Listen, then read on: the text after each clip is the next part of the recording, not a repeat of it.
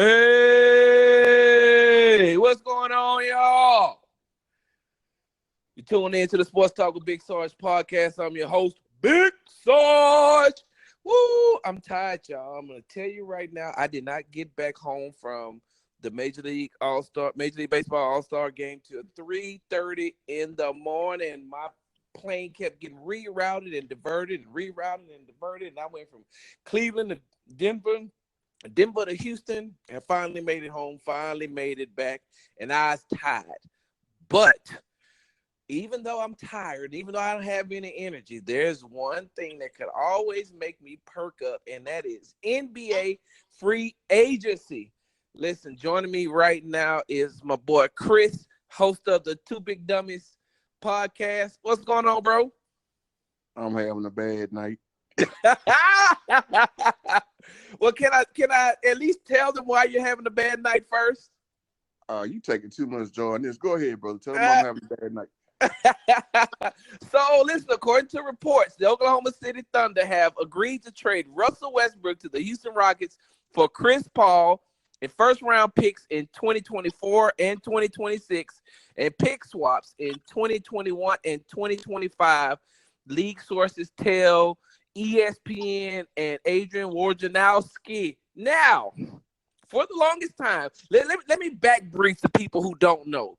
So I've been an Oklahoma City Thunder fan since Kevin Durant has played for the Oklahoma City Thunder, which started out as the Seattle Supersonics. He played 1 year at Seattle Supersonics, and then they moved to Oklahoma City. Chris is a die-hard Rockets fan. He's been watching them since rest in peace, Louis Lloyd. You seen that man? Louis Lloyd passed away? No, I didn't, but it made me sad now.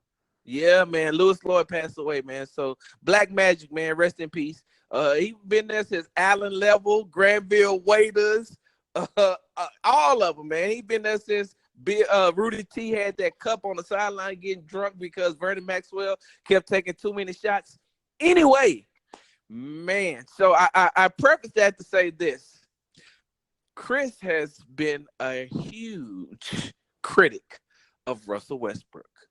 Likes the way that he plays, but does not like the flaws in his game, which outweigh any type of positive things he's ever said about Russell Westbrook. So now, Chris, funny how time flies when you're having fun. Ain't that a Janet Jackson song? No, I don't know. That is a Janet Jackson song. Hey, Chris, I'm gonna hush up now, like the old people used to say. And how do you feel about this trade? That's my nightmare that's come true. I kind of knew it was going to happen when Westbrook unliked the Miami jersey online. I kind of had a feeling, an inkling that it might be possible. I was hoping that Miami would give them a deal they couldn't refuse, and Houston would stop Houston from killing themselves. I mean, how do you bring a point guard that shot 29% behind the three-point line? It's what you do best on your team. And this, your point guard, a shoot-first point guard who can't shoot on a team that need players that can shoot. It's a match made in hell. Now, as a Rocket fan, I got to sit back and look at this debacle with James Harden and Westbrook taking turns dribbling the air out the ball. This is the worst. This is one of the worst. This is almost worse than the Scottie Pippen trade. You didn't like the Scottie Pippen trade? No, because it's the same concept. You bought a player in, and you're not going to take advantage of his skills. Scottie Pippen was a slashing player that played defense. You turned Scottie Pippen into a spot up three-point shoot. Hey, what's the worst? The Rockets getting Russell Westbrook or the time that the Texans signed Brock Osweiler? The Rockets getting Russell Westbrook, because I actually liked the Osweiler deal. I mean, I didn't end up thinking it was good deal in the end, but I liked it when it first happened. Because, I mean, like, they had nothing else before Osweiler. So, I mean, you had to have some confidence. I mean, some enthusiasm about it, hoping that it'll work. I know this ain't going to work.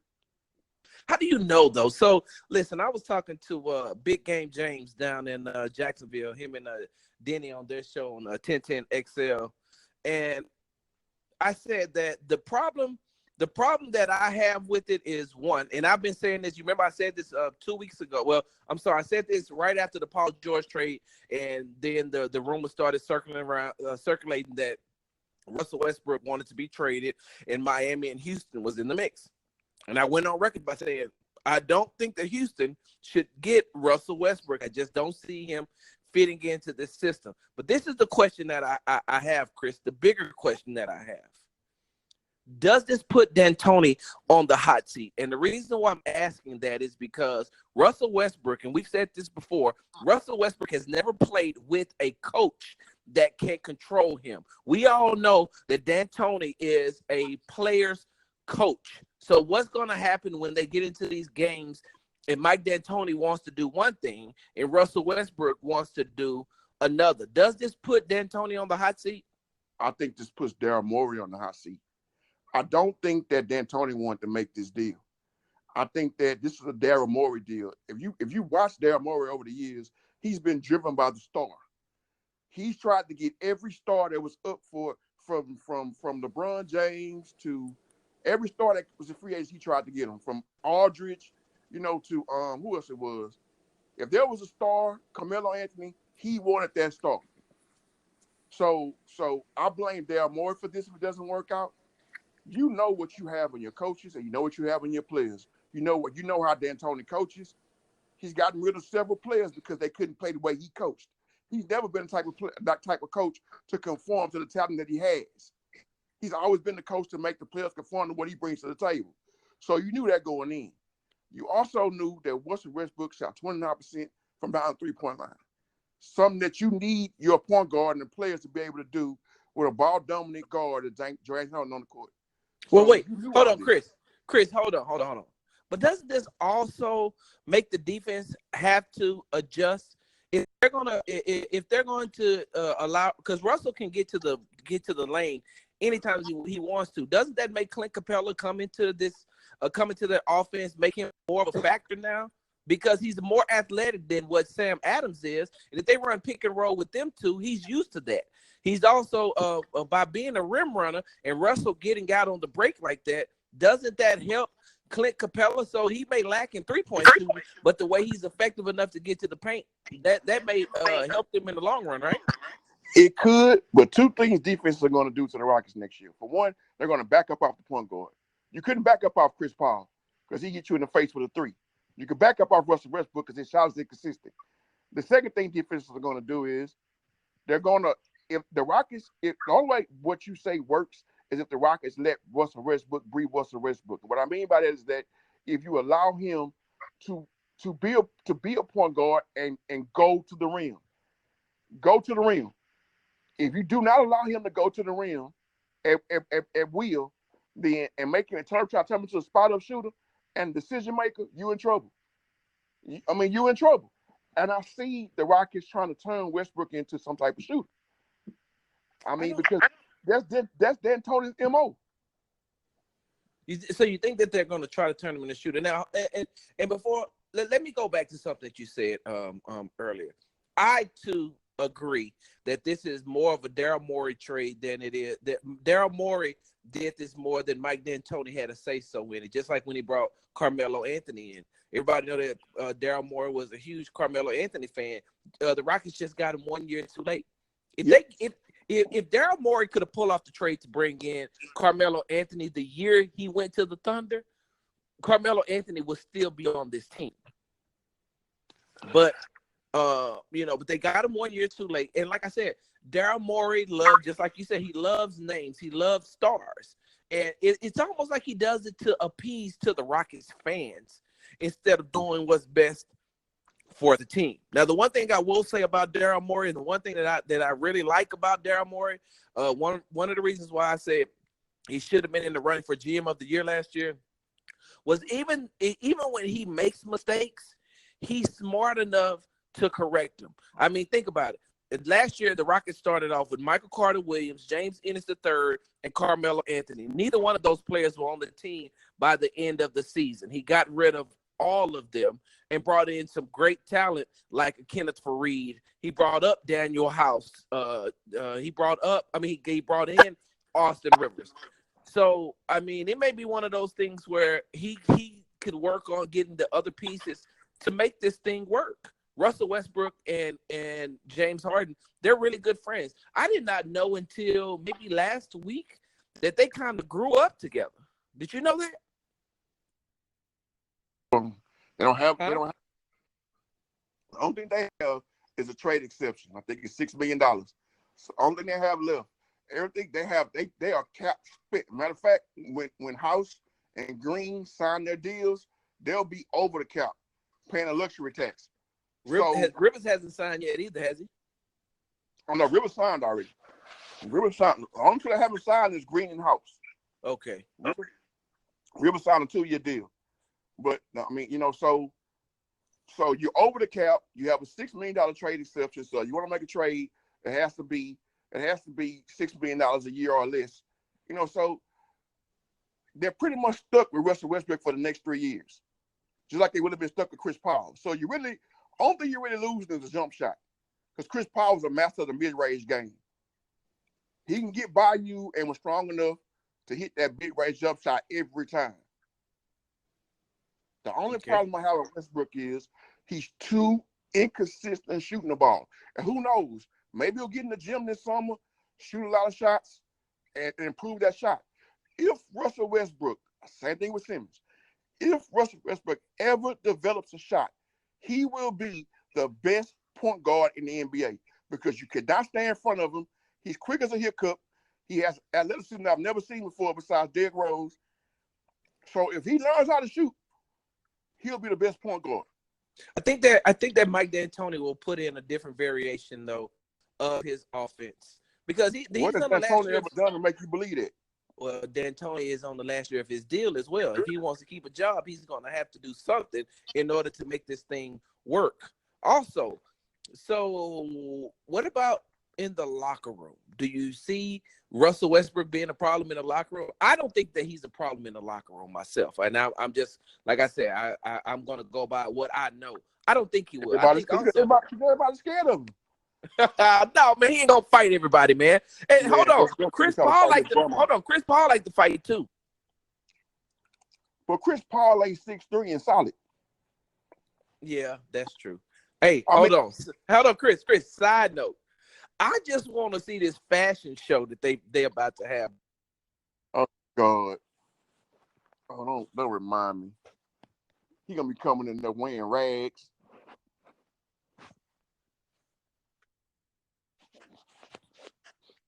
Yeah, I'm here, buddy.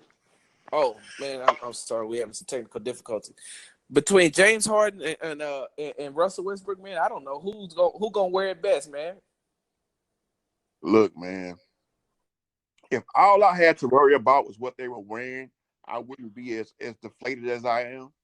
But with a certain radio host, whatever the hell he is, knowing that my team has now acquired Russell Westbrook, he's going to destroy me the whole year. He's going to rub it in and let me have it. Yeah, I think I know that guy, man. I think I know that guy.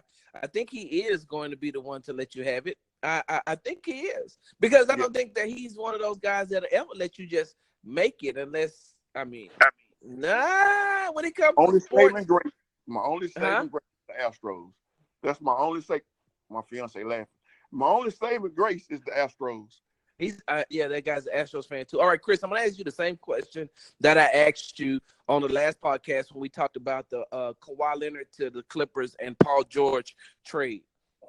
Does this make the Rockets any better? Do you have them still in the top 5 in the West now, or does that drop them lower for you? The Rockets believe it or not, they got better tonight. They got younger. They got more athletic. I think they're 2 games better than they were last year, because Westbrook is going to stay healthy for the most part, whereas Chris Paul missed a lot of games. So I feel like they got like 5 games better, but in the playoffs is where it's going to hurt them, because when the court shrinks and when teams start guarding Westbrook and backing up off him and turning him into a shooter, that's when it's going to show. It's not going to show in the regular season because the Rockets have an excellent team. They have an excellent team. Even without Chris Paul and no Westbrook and just James Harden, they have toughness with Tucker, and then they have even more toughness with Westbrook. That they have height and pass and a shot blocking ability with Capella. They got offensive scoring with Harden, and they had role players with Austin Rivers and Daniel House and Gerald Green. So and now they have don't forget they got Chris Clemens coming in too. Yeah, so they have a team. That kid is lighting up the summer league, Chris. Yeah, he is. He got 19 points tonight. Yeah, and look, and you know, man, Hartenstein doesn't look bad either. That may be good for him and Russ to play together as well, because Hartenstein gets out on the break as well. I'll tell you one thing though, Westbrook might average 20 assists a game with this team, because all those shots that players missed at Oklahoma City. Because I know all those shots that all those players missed. There's no Andre Robertsons on this team. So if this team gets wide open threes because people are doubling Westbrook coming off a drive, they're going to knock the majority of those shots down. So do you put them as a contender? Do you put them in as a contender in the West? Because this is how they were always a contender. Okay, so would you put this duo over the Lakers? Because for some reason, people have bought into the idea that the Lakers are a championship team, and I know that I harped on this last time, but I just don't see it with you talked about the Rockets being young. The Lakers are old. I don't know why people don't see that. They're old. Even LeBron is old.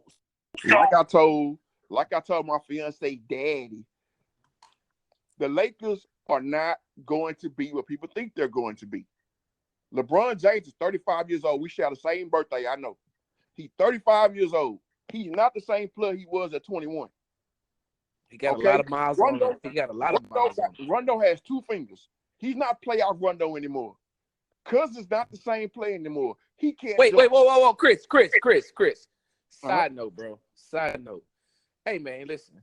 You know, we both from the H, right? Uh-huh. So let's just say if you was in your hood and you seen a fat dude that got real skinny, you think of two things. One, either he was on that stuff or he had some letters, right? One of the I don't want to say that. I don't want to say either of those things or make accusations about DeMarcus Cousins. But have you seen him lately? No, I haven't. Bro, DeMarcus Cousins, I put it like this. DeMarcus Cousins look like you did when you first got the Prairie View right now. Hey, maybe he was on that diet. Maybe he was on that diet that Oprah went on. Maybe on that diet that Rob Gronkowski is on. Have you seen Rob Gronkowski? No, I haven't seen him. Man, okay, so Rob Gronkowski, I put it like this. Rob Gronkowski is little. DeMarcus Cousins is little. I mean, when I see DeMarcus Cousins, I'm saying to myself, all DeMarcus Cousins needed to say was, nights like this, I wish raindrops would fall. Can't nobody do nothing with old Eddie Kane. Football players tend to lose weight after they leave the league. Look at Jeff Saturday and those offensive linemen. Because they're not taking those supplements anymore. They're not taking those steroids anymore. So they tend to lose weight. Look at Brian Cushing right now. They tend to lose weight and muscle mass when they start playing football because they're not on those steroid regimens anymall. Bro, I'm telling you, listen, you need to go look at DeMarcus Cousins right now, man. He looks like he's lost at least 20 to 25 pounds, bro. He looks very different than he did before. And so I didn't mean to cut you off, but I had to side note that because I'm saying to myself, yo, he looks very thin right now. He looked like he DeAndre Ayton or something. DeAndre Ayton that plays for the Phoenix Suns. So back to what you were saying. You got to worry about with the Lakers. To me, the three players on the Lakers team you got to be concerned with is Kuzma, Danny Green, and Anthony Davis. Not worried about Green. Danny Green doesn't scare me at all if I'm a player. At all. That's why I say you have to be worried about Danny Green is because the knock on the Lakers the last 2 years, even when they got LeBron, was they had no shooting from the outside. Danny Green can knock down the three. He can. Like, he can, but not consistently. You tell me your favorite Danny Green, 5 of your favorite Danny Green moments out of the playoffs. Like Danny Green was very, very inconsistent and didn't show up in the playoffs, especially in the Eastern Conference Finals and the Finals. I mean, anytime you can talk about Fred VanVleet more than you can talk about Danny Green, that lets you know something. Like, I'm not saying that Danny Green can't hit a shot. He will. I mean, he will hit a shot every now and then. But here's the problem. He's not going to get those shots. To me, he's not going to get those shots as easily as he did in the Toronto system. People aren't as afraid of LeBron James anymore. Anthony Davis is going to create some shots for him, but nobody's afraid of LeBron scoring on them like that. They know that, hey, listen, we're going to sag off and we'll rotate to Danny. LeBron has to prove that he can hit the jump shot first. Yeah, he does. And then, like, side note, you brought up New Orleans going after Chris Paul, but when you think about it, they just picked up Lonzo Ball. Hold on, wait. That has not been confirmed yet. That has not been confirmed at all.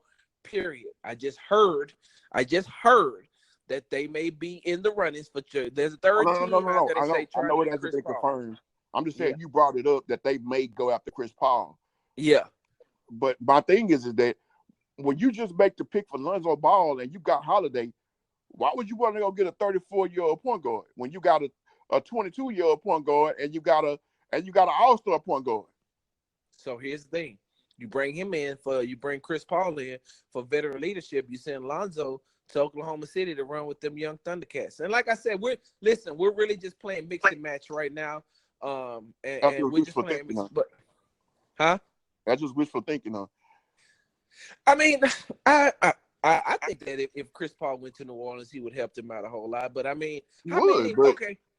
And Chris, hold on. Here's another thing, because I know that it sounds like we're jumping all across the board, but these are some really relevant things that I'm thinking about. Plus, I got mental health issues, so my multiple personalities scream to me sometimes, "Hey, say this! Hey, say this!" So, hey, Chris, I gotta get on record how you feel about this. You are an avid NBA guy as well. Sam Presti has become the Danny Ainge of the Western Conference. Did he not see that all those picks that Danny Ainge acquired turned out to be nothing for them? Who did they get? They got Kemba Walker.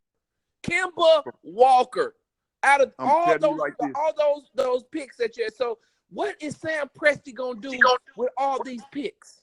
You heard it from me first.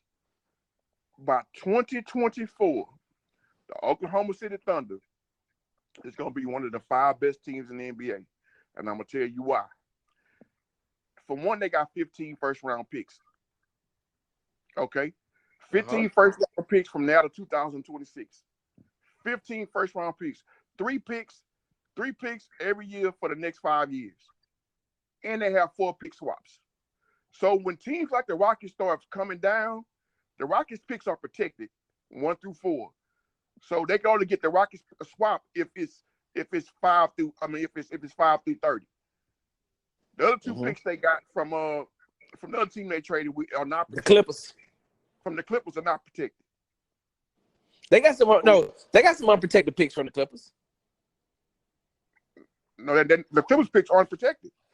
No, they got 4 unprotected picks unprotected picks from them. Oh wow. Well, they got 2. Say it again. They got 2 from Houston, and they both were protected from 1 to 4. Well, my thing with the Rockets, my thing with Oklahoma City is this: Sam Presti had to make a decision, and the decision he has to make was looking at his team. Was he going to win with everything happening in the Western free agency with Russell Westbrook and Paul George and the surrounding cast? He decided that wasn't going to happen. So he got rid of Paul George. Then he got rid of Russell Westbrook. No, he got rid of Jeremy Grant. Because once you got rid of Paul George, Jeremy Grant had to go. Russell Westbrook had to go. So once you got rid of your star players, now you put this mediocre team together. You suck for about 2 or 3 years. And then that 4th year, through draft picks and free agency, you right back in the mix. I don't see it. I don't. Hey, it could be. I don't see it. Durant. Do what now? It could be another Kevin Durant. Who do you see in the ranks coming up out of high school that's the next Kevin Durant? He ain't got there yet. He got 4 years to get there. He ain't got there yet. So basically, what you're saying is that, well, like we always say, a broken clock is right 2 times a day. The sun always shines on the dog's ass every now and then. So you're telling me that eventually they'll come back around to being good. So that's the same. If that's the case, then I might as well say, you know what? The Hawks going to eventually come back to being good. Laws of averages says that Memphis can't suck forever. Dallas is going to be good. Can we just go ahead and say that Charlotte in the next 10, 12 years, let's say in the next 12 years, the Charlotte Hornets are going to win an NBA championship? Man, that eventually, huh?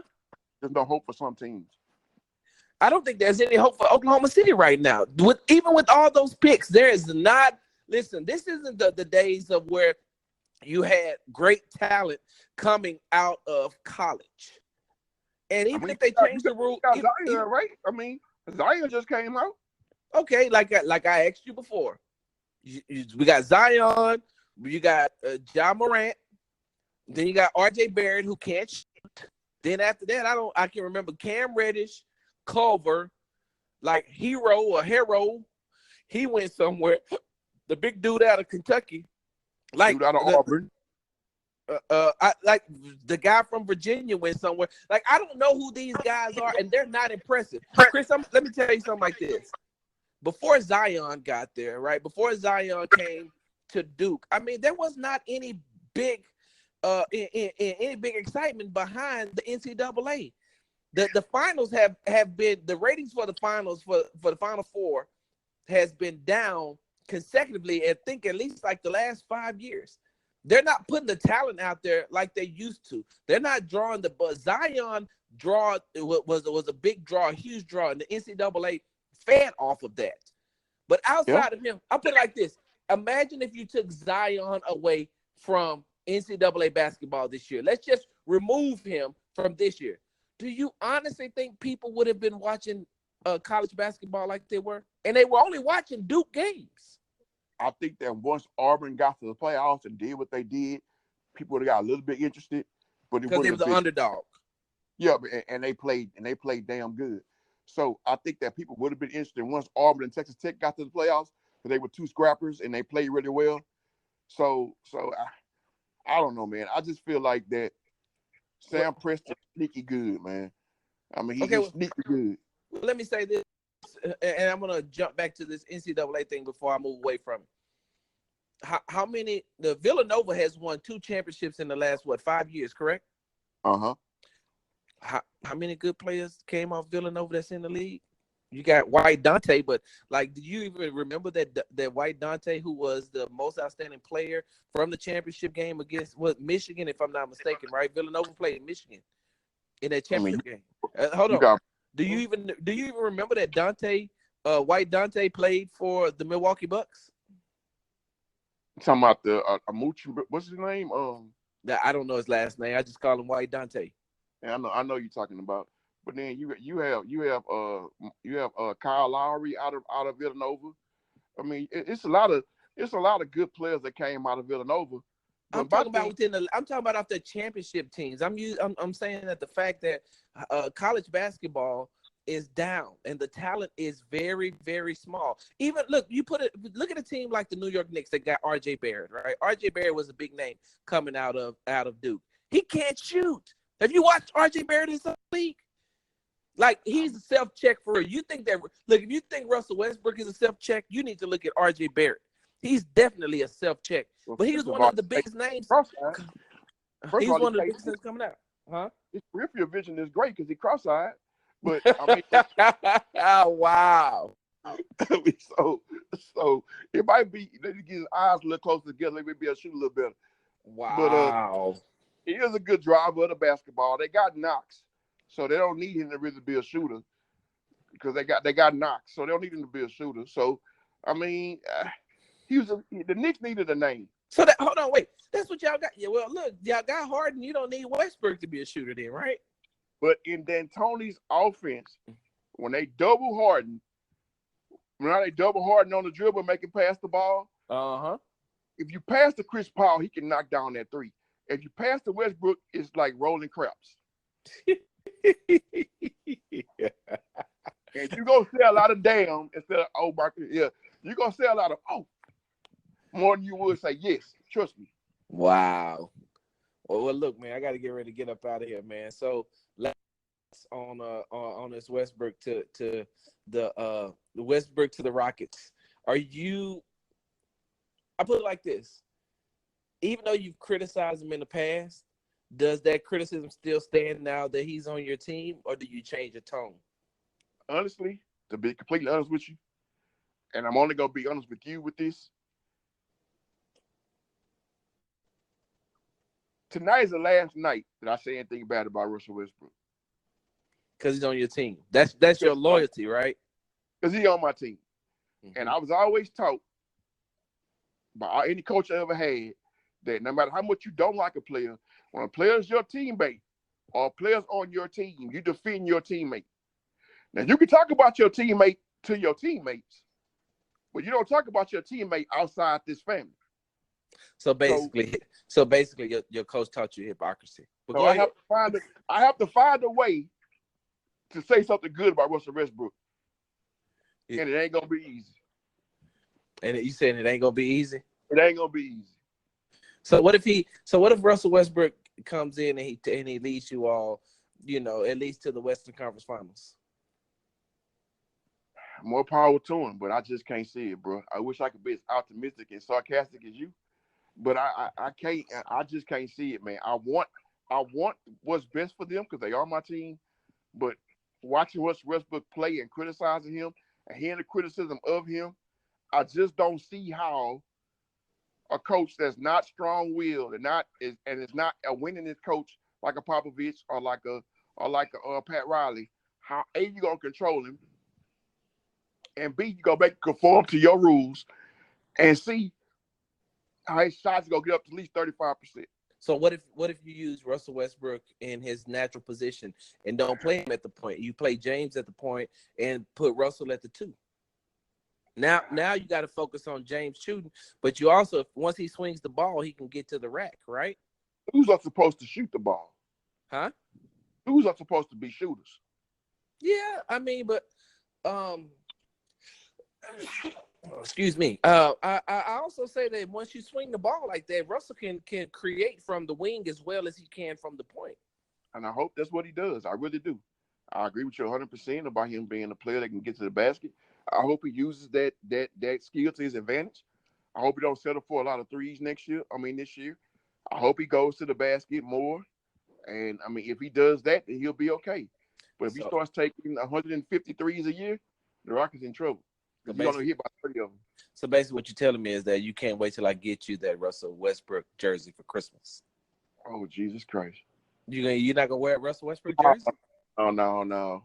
It's a Rockets jersey, and they got new uniforms this year. You're not wearing a newly revealed Russell Westbrook 0. It's gonna take me a while to get used to a non-Aaron Brooks player wearing 00. Oh man, listen, I would love to say that I called to console you as far as everything is concerned with your. I almost feel like. It's like you had a death in the family. It's not that bad, man. Now that Russell Westbrook, like, you could possibly, like, now you're contenders, right? So Russell Westbrook put you up there to be able to beat the Denvers and the Utahs, right? Not the Clippers. You think that they got that by adding Russell Westbrook that now they have enough to beat the Clippers? First of all, the Patrick Beverly feud comes to Houston. Yes. And, yeah. And, you got to worry about, Paul George kills. James Harden kills Paul George. So. That's not always true, bro. I was in like 35 points in Oklahoma City. Listen, I was there at the game at Toyota Center when the Thunder came back from 26 points down against. Hold on. That's the first time. I think it was the first time all season that somebody had outscored James Harden. Paul George was the lead scorer in that game. Yeah, Harden had 38. I think George 42, something like that. Yeah, he got out. So no, he just don't kill him like that. I mean, like, the thing is, see, what kept up in the game is the little ugly man, the Shabba Ranks little boy. What's his name? Jeremy Grant. No, not Jeremy Grant. The one with the gold with the shit in his head. I know you're talking about. The one that came from Atlanta. Yeah. So I mean, he scored 16 points in the third quarter. That's what did. So it wasn't James Harden to get to the rim at will and shooting threes at will. It wasn't because of Paul George's defense. As a matter of fact, at one point, George I think George did the fouled out, or he had 5 fouls, had to go to the bench. One of the two. But look, I got to get ready to get up out of here, man. And the only thing that would make this Russell Westbrook to Houston trade more better, do you know what would be the icing on the cake? I'm scared to ask. What? If they bring back Dwight Howard. Hey, man, listen, you've been listening to Sports Talk with Big Sarge podcast with my boy. Shots fired. With my boy Chris from the Two Big Dummies Sports. Two Big Dummies Sports Show. Hey, man, we got to get up out of here. I'm out. I'm Mike Wilbon. Same time tomorrow, Knuckleheads. You can get the podcast on the app or Apple Podcasts. Big Sarge Sports shout out, world's oldest millennial.